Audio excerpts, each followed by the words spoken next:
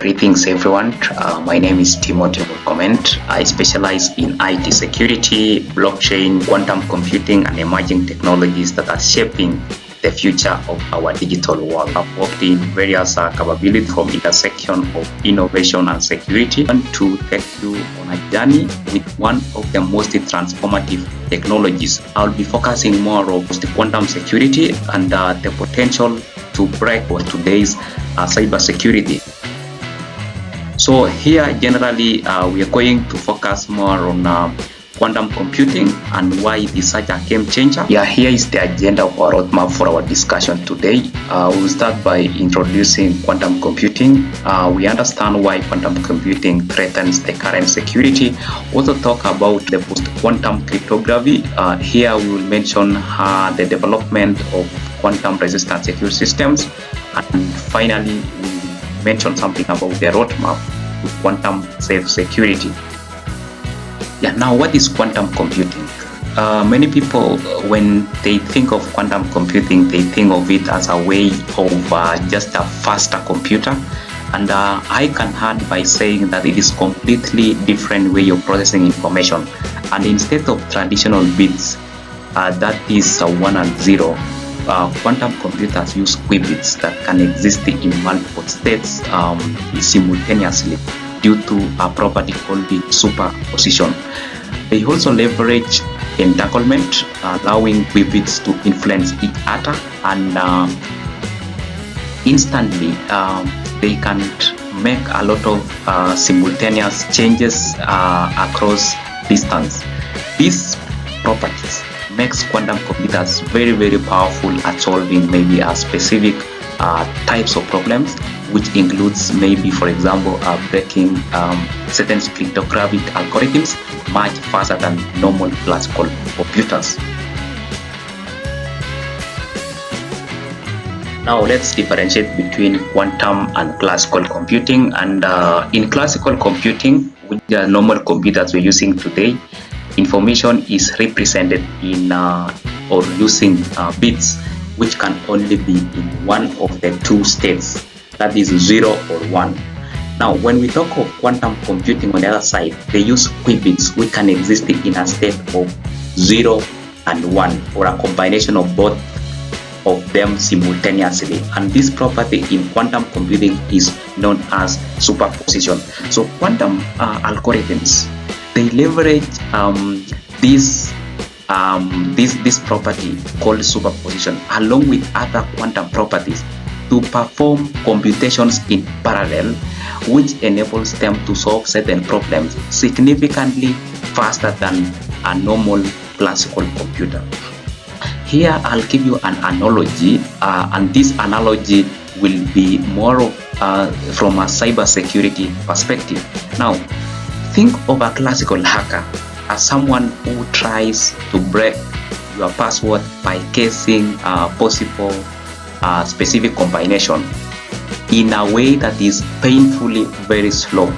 Now on the other side, a quantum hacker could test billions of possibilities simultaneously, and hence he or she drastically reduces the time needed. So that is a general analogy that differentiates between classical and maybe quantum computing in a hacking perspective. Why quantum threatens cybersecurity? Right now, our online banking, the emails and even government communications are protected by encryption methods such as AES, which is Advanced Encryption Standard. We have RSA, which is reverse sharing algorithm, and also ECC, which is elliptic curve cryptography. So these encryptions work because they rely on mathematical problems that are extremely very hard for classical computers to solve them. For example, RSA security comes from factoring very large numbers. So these numbers are so large that a classical computer would need billions of years to crack it. But here is where it gets alarming. A quantum computer running something called, for example, a Shaw's algorithm would solve this problem in hours or even minutes or even in seconds. It's like having a magical master key that opens every lock instantly, no matter how complex. And here is the really worrying part. The so-called harvest now, decrypt later. So I'll give you an analogy here, and this analogy will help you understand this concept of how quantum computing threatens cybersecurity. Imagine a thief stealing something today, and this stolen item, they don't even they can't open it yet. They steal it, they go and have it somewhere. Then they keep it until the day they get the magic key to open or certainly like to access everything that is inside the stolen entity or the stolen item. This is exactly what could happen with sensitive data stolen today once quantum computers mature and all the stolen data would be decrypted in the future. I'll give you another good example in real world scenario, like even the banks right now. Assume that at the moment an hacker has already stolen data in the bank, and this data is stored somewhere. Your personal information is stored somewhere, but this hacker doesn't have the potential or the capability to decrypt the data. When quantum computing arrives, this hacker will definitely use quantum computer to decrypt the data. So that means the clock is ticking, and the future of security of our data depends on what we start building right now. The key point here is the fear of quantum, or how quantum threatens cyber security through the so-called harvest now, decrypt later.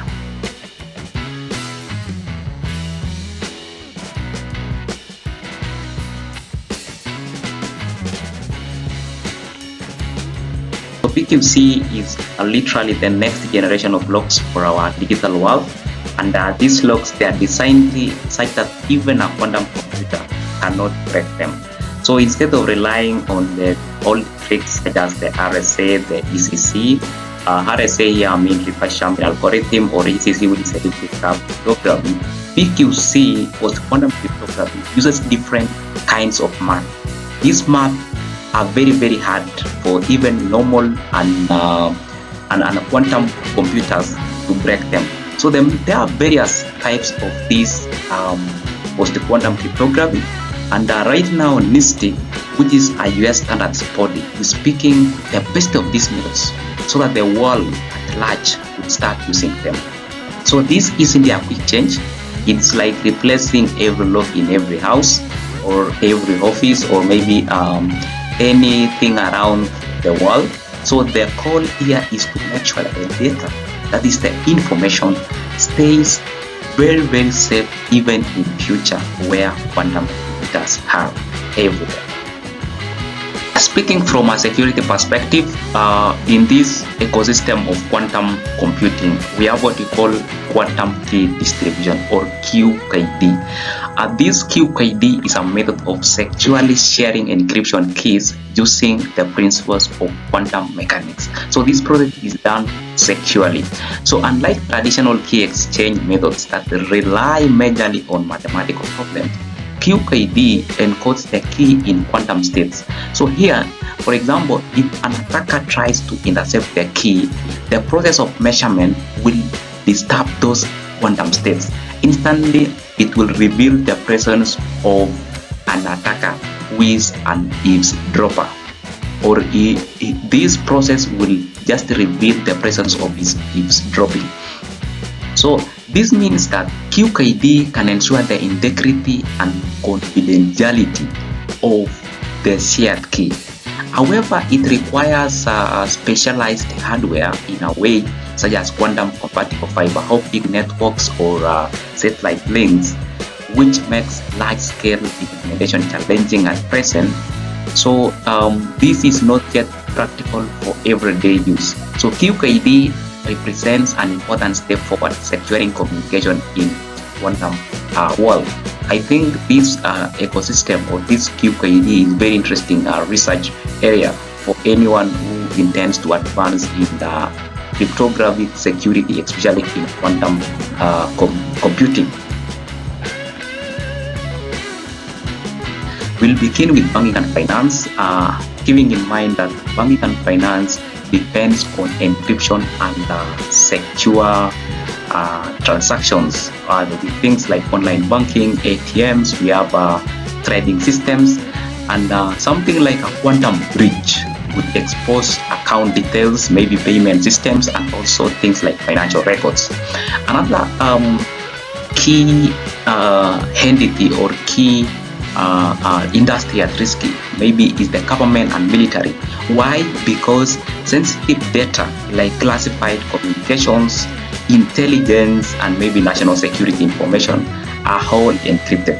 So quantum computers could potentially expose these strategic secrets.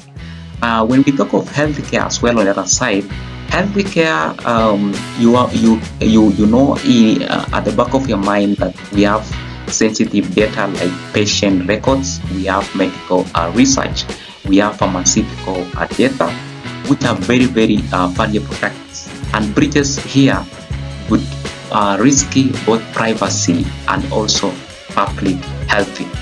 So we have also critical infrastructure generally, such as the power grids. We talk of things like water systems, we talk of things like transport networks, which are increasingly digital and interconnected.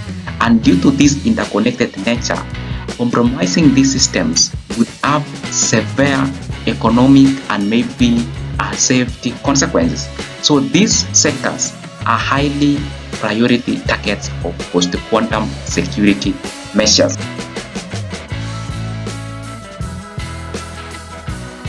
Building quantum safe security. And step one is awareness and education, making sure that leaders, technical teams, policymakers, non-technical staff, and everyone understands what quantum computing means for security. And the step two is inventory and risk assessment.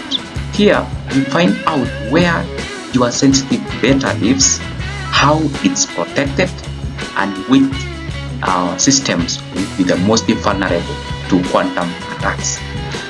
We have even things like running small pilot projects using post-quantum cryptography so that we can learn and adjust before making big changes. Things like full-scale migration in terms of rolling out quantum safe algorithms across the entire organization, and maybe things like continuous monitoring, because threats evolve, technology changes, and it is very, very dynamic, and staying secure is just something that is an ongoing process, not just a one-time fix. While quantum computing poses big risks, it's not all bad news. It's also new tools for defending our systems. For example, combining AI with quantum computing, that's AI plus QC, would help us detect the threats much more faster, spotting maybe patterns that traditional systems might miss. But there is a catch.